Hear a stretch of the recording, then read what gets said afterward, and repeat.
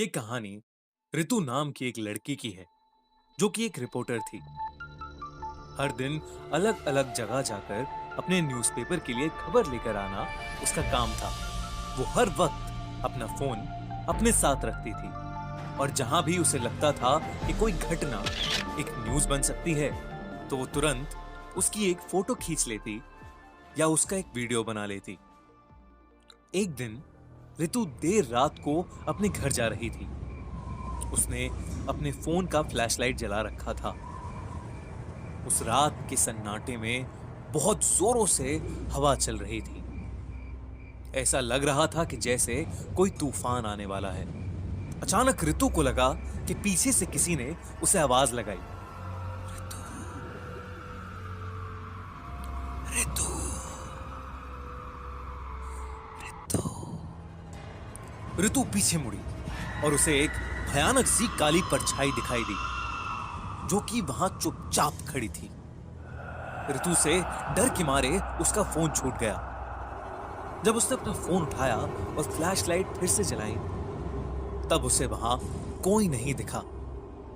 उसे लगा कि यह सब उसका एक वहम होगा। वो वापस घर की ओर चलने लगी मगर फिर किसी ने उसका नाम पुकारा। इस बार उसने सोचा कि वो अपने फोन कैमरा से सब कुछ रिकॉर्ड करेगी।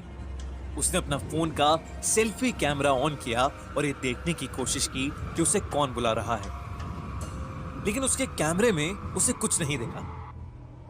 वो हिम्मत करके पीछे मुड़ी तो वहां अब भी कोई नहीं था।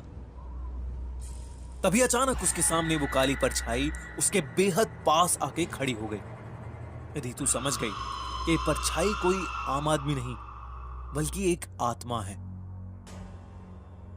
वो आत्मा अपने हाथ से एक तरफ इशारा कर रही थी जैसे वो ऋतु को कहीं पर जाने के लिए कह रही हो। ऋतु ने डर के मारे उसी तरफ चलना शुरू किया जिस तरफ वो आत्मा इशारा कर रही थी। वो आत्मा ऋतु को एक पुराने खंडर में लेकर चली गई और वहां से गायब हो गई। वहां ऋतु ने कुछ लोगों को देखा।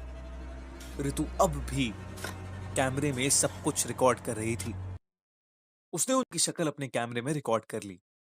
उसने देखा कि वो लोग वहां पर फावड़े से कुछ काम कर रहे थे जैसे वो लोग कुछ दफना रहे हों। वो समझ गई कि वहां कुछ तो गलत हो रहा है। ऋतु ने इतना रिकॉर्ड किया और वो डर के मारे वहां से भाग गई। अगले दिन उसने वो रिकॉर्डिंग अपने न्यूज़पेपर वालों को दिखाई। वो लोग पुलिस के साथ एक टीम बनाकर उस जगह पर गए जहां पर ऋतु ने सब कुछ होते हुए देखा था। वहां जाने पर जब उसकी टीम ने खुदाई करी तो उन्हें एक लड़की की लाश मिली। लाश की हालत देखकर ऐसा लग रहा था कि जैसे वो सिर्फ 2 दिन पुरानी हो। उन लोगों ने तुरंत पोस्टमार्टम के लिए टीम को फोन लगाया और उस बॉडी को आइडेंटिफिकेशन और मौत की वजह पता लगाने के लिए भेज दिया। आइडेंटिफिकेशन में यह पता लगा कि वो शहर के सबसे अमीर आदमी की इकलौती बेटी थी। उसकी शादी 2 साल पहले एक आदमी से हुई। पुलिस की छानबीन पर यह पता लग गया कि उस अमीर आदमी ने सारी प्रॉपर्टी अपनी बेटी के नाम कर रखी थी और इसीलिए उसके पति ने अपनी बीवी और उसके बाप को मारने का प्लान बनाया था ताकि वो सारी प्रॉपर्टी का मालिक बन सके। पुलिस ने उस आदमी को अरेस्ट कर लिया। इस तरह से उस लड़की के पति को सजा मिली। ऋतु को उसके बहादुरी भरे काम के लिए सबने शाबाशी दी और ऋतु ने तभी उस काली आत्मा को देखा जो उसे देखकर मुस्कुरा रही थी। ऋतु को लगा कि शायद यह आत्मा उसी लड़की की जो मारी गई थी।